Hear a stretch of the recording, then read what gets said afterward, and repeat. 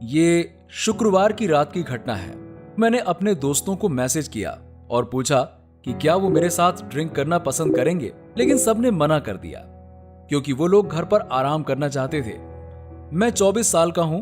मैं और मेरे सारे दोस्त काम करते हैं। मैं घर पर अकेला बैठा हुआ कुछ सोच रहा था। तभी मेरे दिमाग में कुछ आया। उस वक्त मैं ड्राइव करना चाहता था, इसलिए मैं अपनी कार में बैठा और अकेले ही ड्राइव पर निकल पड़ा। थोड़ी देर बाद मैं कहीं पर रुककर स्मोकिंग करना चाहता था, इसलिए मैं पार्किंग एरिया ढूंढने लगा। उस वक्त रात के करीबन 11:30 बजे थे।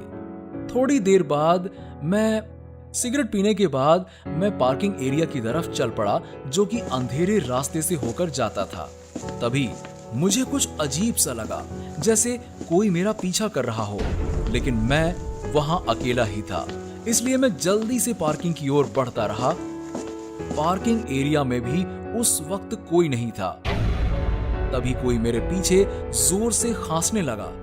अचानक हुए इस आवाज से मैं जैसे सिहर सा गया। मैं धीरे से पीछे मुड़ा तो मैंने देखा कि मेरे पीछे एक बहुत लंबा आदमी खड़ा है और अचानक उसने मुझसे बात करनी शुरू कर दी और मुझसे हेल्प मांगने लगा। मैंने ध्यान दिया, उसका एक हाथ उसके जेब में था। इतना कहते हुए वो बिल्कुल मेरे पास आ गया। उस वक्त रात के करीबन 11:30 बजे थे। पार्किंग एरिया में भी उस वक्त कोई नहीं था। मैंने डर कर उसकी तरफ देखा। मैंने उसे टालते हुए कहा, मेरा शिफ्ट शुरू होने वाला है और मुझे ऑफिस जाना है। मेरे इतना कहते ही उसका लहजा बदल गया और गुस्से में बोला, नहीं, तुम कहीं नहीं जा सकते। मैंने डर कर उसकी तरफ देखा और अपनी जेब से $30 निकालकर उसकी ओर बढ़ाते हुए कहा, ये ले लो और मुझे जाने दो। उसने वो पैसे ले लिए और बोला, तुम्हारे पास सिर्फ इतने ही पैसे हैं? इतना कहते हुए वो बिल्कुल मेरे पास आ गया। तभी पता नहीं क्या हुआ और पार्किंग लॉट के बाहर से किसी चीज की जोर जोर से आवाज आने लगी।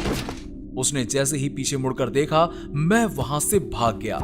मैं भागता हुआ सीधे पार्किंग रूम में आ गया, जो कि सिर्फ कार्ड से ही खुलता था, क्योंकि ये जगह सिर्फ उनके लिए ही थी जिन्होंने अपनी कार पार्क की होती है।